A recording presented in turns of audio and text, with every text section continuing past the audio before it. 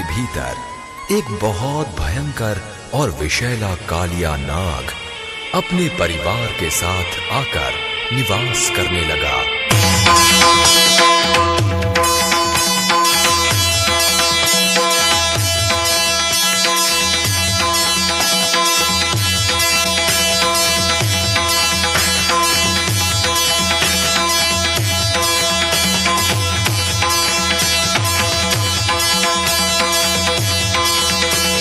भक्तजनों, इस प्रकार यमुना जी का जल दूषित एवं विषैला हो गया।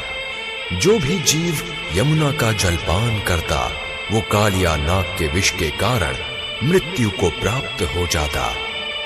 इतना ही नहीं, आकाश में उड़ने वाले पक्षी भी मृत्यु को प्राप्त हो जाते।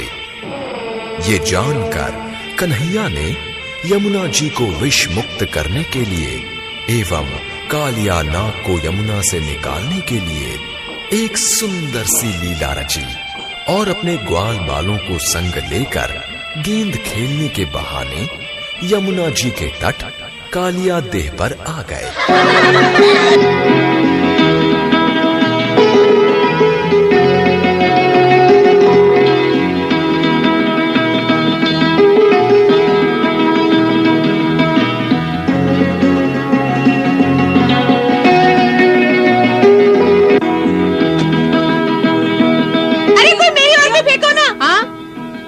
खेलना आता नहीं और भाग भी नहीं सकोगे। देखो कृष्णा, मुझे कोई गेंद नहीं देता।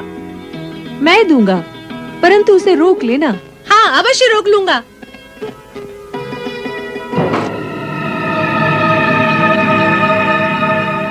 मैं कहता था ना कि मनसूखा को मत दो, ये नहीं रोक सकता। पर वहाँ से गेंद लाएगा कौन? भेजो मनसूखा को। नहीं नहीं, मनसूखा को क्यों? वो बेचारा डूब जाएगा। तो फिर तू ही लेके आ। हाँ, तू ही लेकर आ। तूने फेंकी थी, तू ही लेके आ। अच्छी बात है, मैं लेकर आता हूँ।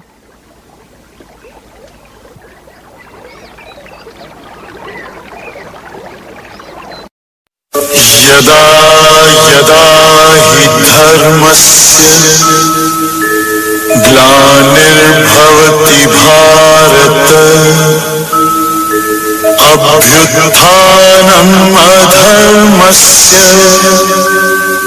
तदात्मानं सृजाम्यहम् परित्राणाय साधूनां विनाशाय च दुष्कृतां धर्म संस्थापनार्थाय संभवामि युगे युगे।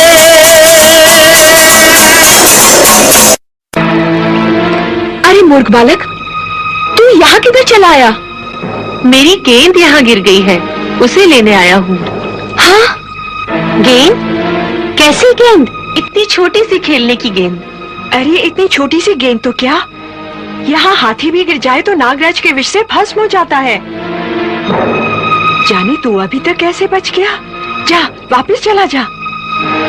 खाली हाथ लौट जाऊंगा तो मेरे मित्र मुझ पर क्रोध करेंगे। मित्रों के क्रोध से तो तू बच जाएगा, परंतु नागराज के क्रोध से तुझे कौन बचाएगा पगले? तुम। मैं? हाँ, तुम ही तो अपने पति के क्रोध से मुझे बचा लोगी ना मैया।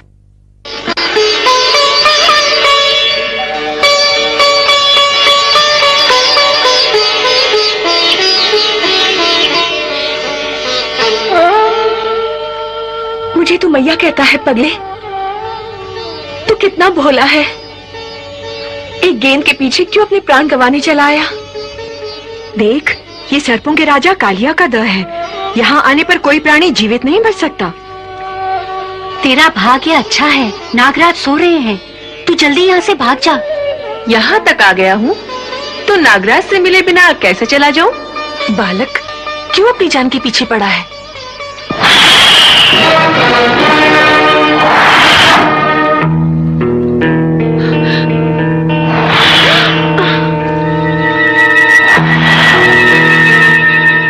इतनी कोमल, इतनी सुंदर देह पल भर में भस्म हो जाएगी। अरे पगले, ये बाल हट करने का समय नहीं। चल, मैं तुझे बाहर छोड़कर आती हूँ। मुझ पर दया ना करो नागरानी, अपने पति पर दया करो। उसने हमारे वृंदावन को अपने विष से दूषित कर रखा है। उसने हमारी यमुना जी को विषैला कर दिया है। आज मैं उसे यहाँ से निकालने आया हूँ। कौन है? कौन है जिसने हमारे विश्राम में भंग डाला है? कौन है? कौन है?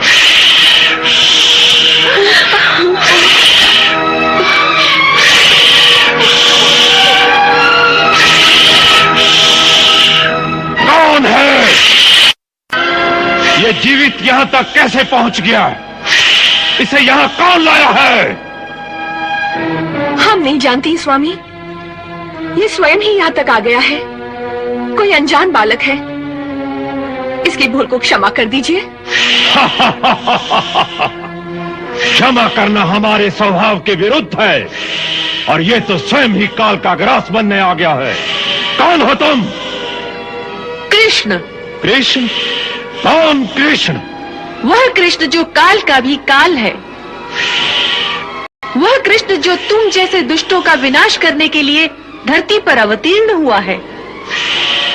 हमें पहचानो सर्पराज, इससे पहले कि तुम्हारी ही दुष्कर्मों की अग्नि तुम्हें ही भस्म कर दे। हम तुम्हें एक अवसर देते हैं कि तुम अपने अहंकार को त्याग कर सच्चे हृदय से हमारी शरण में आ जाओ। हम तुम्हें समस्त पापों से मुक्त करके क्षमा कर देंगे। हमें दया की भीख मांगने को कह रहे हो, जबकि इस समय तुम्हारे प्राण हमारी दया पर निर्भर हैं। उदंड बालक, जब किसी प्राणी के सर पर काल मंडराता है तो उसकी बुद्धि भ्रष्ट कर देता है। देखो मृत्यु कैसे आती है। नहीं स्वामी, क्षमा क्षमा कर दीजिए, बहुत भोला बालक है।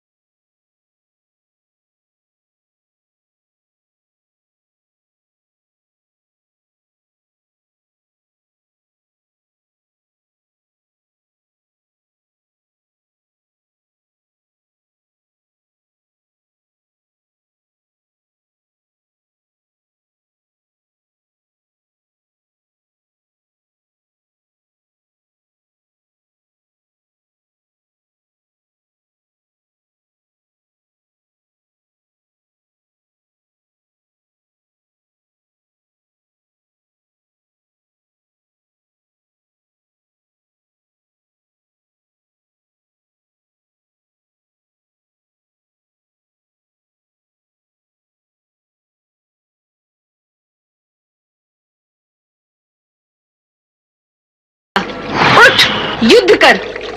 नहीं, नहीं उठा जाता। आंखों के आगे अंधकार छा रहा है। क्षमा क्षमा हे नाथ, हमारे पति पर दया कर दीजिए। मैया कहा है तो मैया को विधवा मत करो।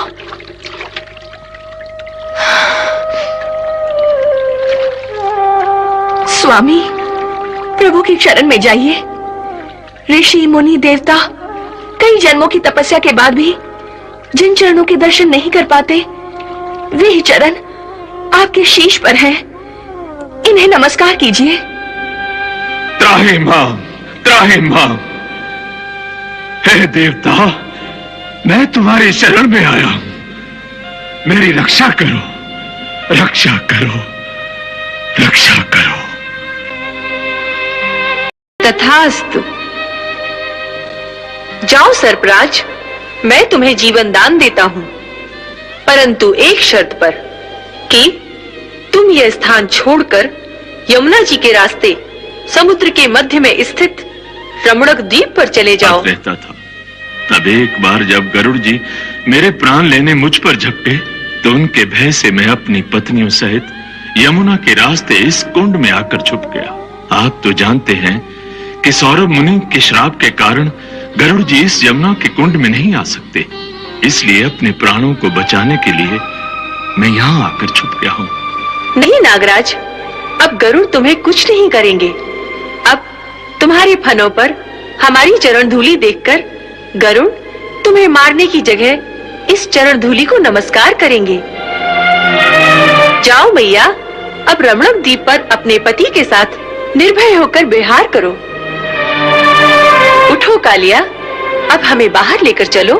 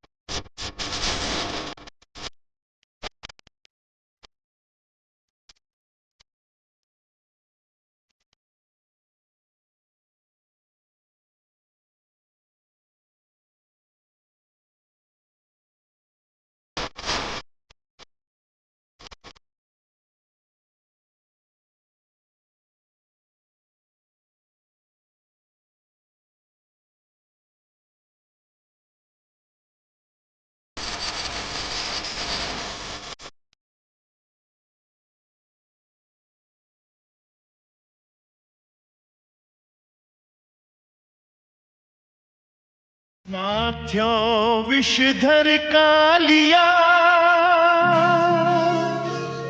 निर्मल कर दियो नीर, गूंजेगी मुरली मधुर, जीवन जमुना तीर।